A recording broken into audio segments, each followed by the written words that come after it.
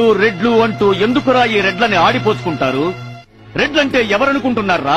అన్నం పెట్టేవాడు రెడ్డి, ఆశ్రయమిచ్చేవాడు రెడ్డి, దుక్కి దున్నేవాడు రెడ్డి, కాపు కాసేవాడు రెడ్డి, ప్రాణం పోసేవాడు రెడ్డి.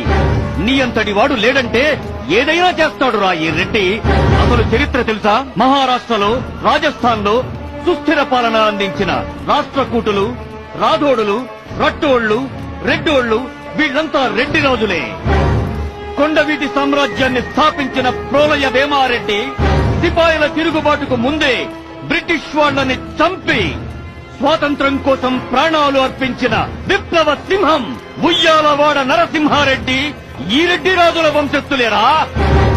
నైజాం నవాబుని నడిపించిన మేధావి రావ్ బహదూర్ వెంకట్రామిరెడ్డి, అపర దానకర్ణుడు బుడ్డా వెంగళరెడ్డి, విశ్వదాభిరామ వినురవేమ అంటూ మధురమైన పద్యాలను అందించిన యోగి వేమన వీళ్లంతా మా రెడ్డి బిడ్డలేరా? ఇలా చెప్పుకుంటూ పోతే ఎందరో ఎందరో ఎందరో రెడ్లు చరిత్రలో ఉన్నారా? వీళ్లంతా వీళ్ల స్వార్థం కోసం బతకలేదురా, ప్రజల కోసం బతికారు, ప్రజల కోసం ప్రాణాలర్పించారు.